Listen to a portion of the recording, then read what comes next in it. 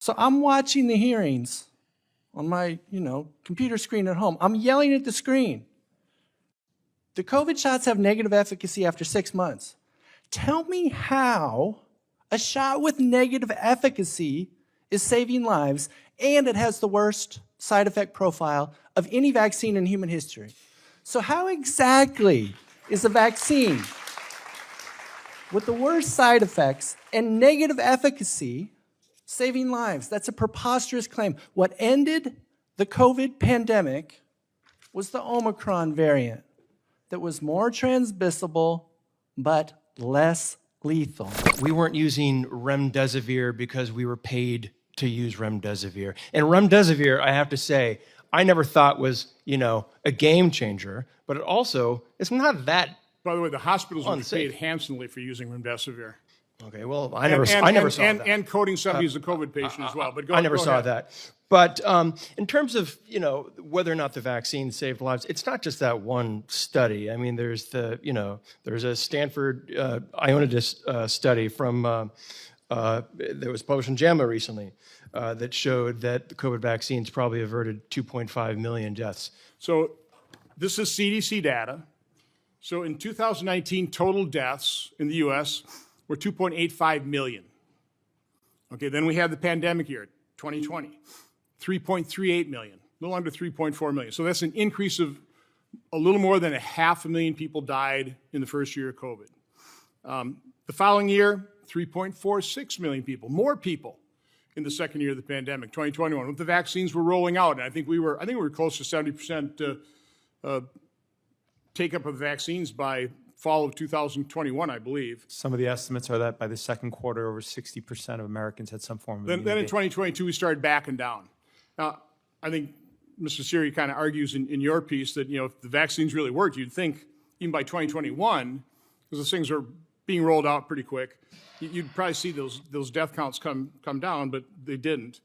But here's the point I'm trying to make with this Commonwealth Fund study. They estimated 3.2 million people's lives were saved in 2021 and 2022. So if you add that to the actual death count, what Commonwealth Fund is assuming is that in 2021, had it not been for the vaccines, more than 5 million people would have lost their lives in America. In 2022, 4.88 million people would have lost their lives. I mean, Dr. Scott, is that even close to credible to think that we'd go from 2.85 million lives lost in 2019, have a pandemic, no vaccines? Unfortunately, the NIH was sabotaging treatment using effective generic drugs, telling people, don't treat it all, go home, be afraid, hope you don't have to go in the hospital where they'll plug Remdesivir in your veins and hook you up to a ventilator and you probably never come off, okay? So we had no treatment. Had 3.38 million people die that year. Are we really supposed to believe the next year we were going to leap up to 5 million lives lost in America? And then the following year, close to 5 again? Because that's what you'd have to be. In order to save 1.6 million lives in 2021 and 2022, you'd have to be assuming the death rate was going to go from 2.85 million in 2019, 3.4 million in 2019, and then leap up to 5 million in 2021 and 22. Is that at all plausible? Do you believe that? Do you believe that we were literally, had it not been for the vaccine, 5 million Americans would have lost their lives in 2021 and 2022? Yeah, I believe that's credible to me. I mean, were you on the front lines? Because it was awful. I honestly cannot express how terrible it was. It was terrible. And there was a dramatic. It was decline. It was terrible in 2020.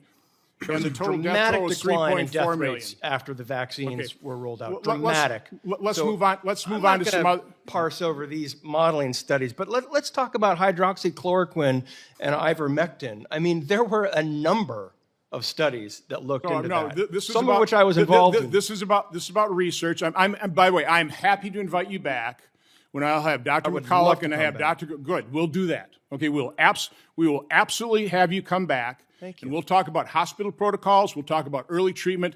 I would love to do that because I've never been able to get people to actually debate or discuss this with the doctors that did have the courage and compassion to treat COVID, okay? And I appreciate you did as well. So anyway, so you think it's credible. I mean, the records show that Dr. Scott thinks, yeah, we had 5 million people die in 2021 and 2022. Mr. Siri, you want to comment on that? Yeah, I could add to that just a little bit, which is that, and this is part of my submission as well, that the data reflects that in 2020, when there was no vaccine, the vaccine was first rolled out at the end of December 2020, about 18% of folks, 17% of Americans were infected. And presumably, by the way, the weakest, most frail among us passed away in 2020. Then we get to 2021, where again the data reflects, and this is my submission, around the same percentage of Americans were again infected. Okay, so no vaccine, like you pointed out, that was the increase. Then there was a vaccine in 2021. The vaccination rate went through all, sky high by the second quarter of 2021. When Delta's coming, the immunity rate, according to the data, is over 60%. But yet, all-cause mortality increases. And I'll point out one last thing about this. Remdesivir, and this is a great example of corruption. You know what nurses call that? Run, death is near. Well, I'll give you an example of the corruption of science with Remdesivir. The way you should do a study is you come up with a study design, and then you implement it, because this way you avoid introducing bias. If you start the study and then you're like, ooh, you don't like what you're finding, and you change the study design, that introduces bias. And that is exactly what happened during the Remdesivir clinical trial. The endpoints in the middle of the trial were changed by Gilead as it was going on. In fact, we wrote to Dr. Fauci specifically about that. That is precisely what you should never do. It introduces bias so they can get the results. By the way, do you remember how many people had some kind of financial conflict of interest, the people that approved that with Gilead? Yeah. It's like 9 out of 16 or something like that? A significant number. And obviously, there's lots of folks who've treated COVID during the pandemic, and there's lots of, you had Dr. Jordan here, for example, and he's had a clinic. I think he has dozens and dozens of clinics around the country, and he lost, as he would explain, the protocols he implemented, lost very few people to COVID. I know other doctors in that similar situation using budesonide and so forth. Dr. Rogers, you have something? Dr. Scott, I think you wanted to say something? Yeah, I want to add to this debate. So I watched every single meeting of the Advisory Committee on Immunization Practices and the Vaccines and Related Biological Products Advisory Committee in 2021, 2022, and 2023, when all these COVID shots were being authorized for use in this country. And after a while, the CDC's own research showed that the protection from the vaccine, if any, was between months 2 and 6. And by 6 months, it showed negative efficacy. So I'm watching the hearings on my, computer screen at home. I'm yelling at the screen. The COVID shots have negative efficacy after 6 months. Tell me how a shot with negative efficacy is saving lives, and it has the worst side effect profile of any vaccine in human history. So how exactly is a vaccine with the worst side effects and negative efficacy saving lives? That's a preposterous claim. What ended the COVID pandemic was the Omicron variant that was more transmissible but less lethal. The vaccine, how many people it helped? I think it's an open debate. It could be a net negative. Well, maybe we can look at the clinical trial data in which 21 people died in the vaccinated group and 17 died in the placebo group. I do want to, again, I believe the first study that came out of showing negative efficacy came out of Denmark. But Dr. Scott, you said you wanted to say something, then I'll turn it over to Senator Blumenthal.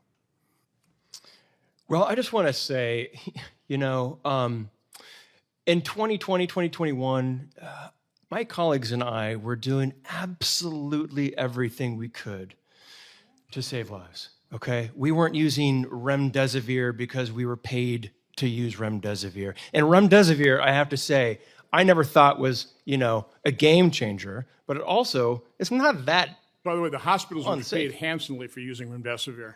Okay, well, I never saw that. And coding somebody as a COVID patient as well. But go, I never go saw ahead. that. But in terms of whether or not the vaccine saved lives, it's not just that one study. I mean, there's a Stanford ionidist study from that was published in JAMA recently that showed that the COVID vaccines probably averted 2.5 million deaths. So you're cherry picking by saying that I'm hanging my hat on that one Commonwealth study. I'm not, because I've also posted about these other studies as well. How many lives did the COVID vaccine save? I don't know. I don't know for sure. But I did see with my own eyes the dramatic decline in deaths between December of 2020 and mid 2021. Variants did change, and Omicron was less lethal. But Omicron- Delta was a real Omicron problem. didn't hit until 2022. Understand, Delta was a real problem.